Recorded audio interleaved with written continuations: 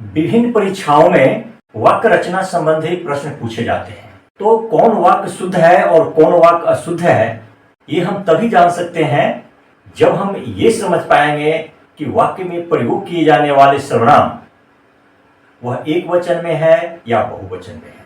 बहुत ऐसे सर्वनाम हैं जिनका प्रयोग एक वचन में किया जाता है और कुछ ऐसे सर्वनाम हैं जिनका प्रयोग बहुवचन में किया जाता है।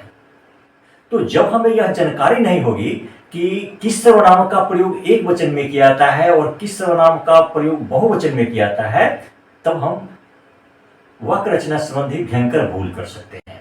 जैसे बहुत से सर्वनाम हैं, जैसे हम, तुम, वह, वे के बारे में तो हम लोग प्रायः अच्छी तरह से जानते हैं, किंतु कोई, कुछ न कुछ, सब कुछ, क्या क्या, कौन कौन वगैरह ऐसे सर्वनाम हैं जिनके बारे में ये जानना जरूरी है कि इसका प्रयोग एक वचन में किया जाता है या बहुवचन में।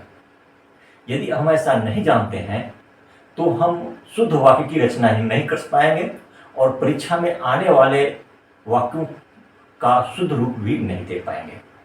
तो चलिए इन्हीं तथ्यों को लेकर आज आया हूं और हम ये अध्ययन करेंगे कि किस सर्वनाम का प्रयोग एक वचन में और किस सर्वनाम का प्रयोग बहुवचन में किया जाता है, किस सर्वनाम का प्रयोग सिर्फ पुल्लिंग रूप में ही किया जाता है। तो ये सब कुछ, कोई ना कोई, कुछ न कुछ, क्या क्या, कौन कौन, इन सर्वनामों पर चर्चा करने से पहले हम शुरू करते हैं उत्तम पुरुष के सर्वनाम मैं और हम के बारे में। मैं और हम का प्रयोग दोनों लिंगों में होता है, चाहे वह स्त्रीलिंग हो या पुल्लिंग, दोनों लिंगों में मैं और हम का प्रयोग होता है। किंतु मैं का प्रयोग एक वचन में होता है जबकि हम का प्रयोग बहुवचन रूप में होता है। जैसे मैंने वाक्य दिया है, मैं पढ़ता हूं, अर्थात ये मैं जो है एक वचन में है, चाहे स्त्रीलिंग हो या पुल्लिंग, दोनों लिंगों में एक वचन में मैं का प्रयोग होता है।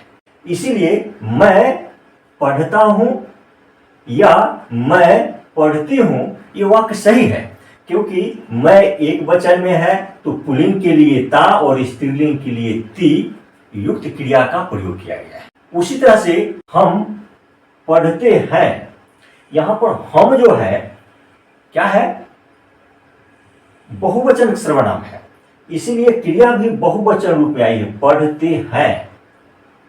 और ये हम ते जो है पढ़ते हैं, ये बोध कराता है कि ये सर्वनाम जो है वह पुल्लिंग में है।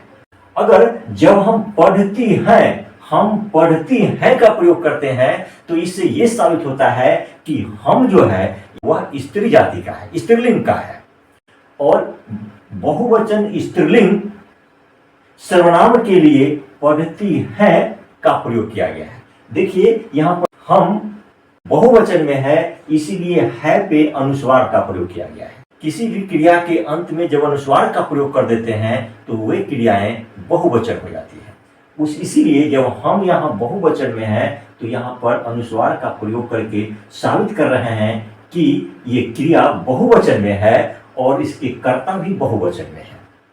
उसी तरह से यहाँ भी पढ़ते हैं, देखिए इस है, ते तो है ही, यानी पुल्लिंग का प्रतीक है, और है पे अनुस्वार दे करके ये साबित कर रहे हैं कि ये क्रिया जो है वह बहुवचन है। लिंग का निर्णय तो ये क्रिया पढ़ते या पढ़ती कर रही है, लेकिन ये क्रिया है जो है अनुस्वार का प्रयोग करके बहुवचन का प्रयोग करती है।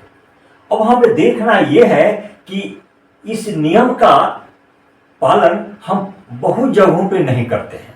हम जब एक वचन में है, कोई पुरुष अगर एक वचन में है तो क्रिया भी एक वचन में होती है, और जब कर्ता एक वचन में है तो उसका प्रयोग एक वचन में ही होना चाहिए।